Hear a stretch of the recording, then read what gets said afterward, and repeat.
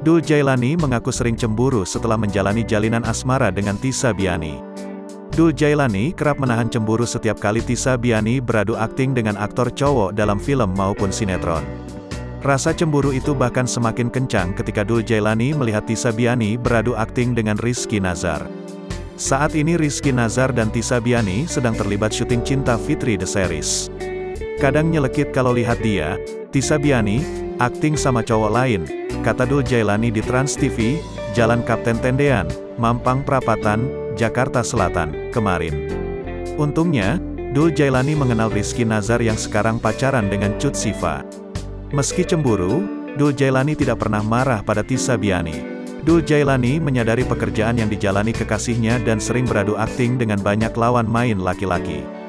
Dul Jailani menyebutkan, apa yang dirasakannya itu adalah risiko menjalin asmara dengan aktris. Kalau aku duet sama cewek lain, dia, Tisa Biani, mungkin juga merasakan hal yang sama. Itu risiko dan kita nggak boleh egois, ucap Dul Jailani.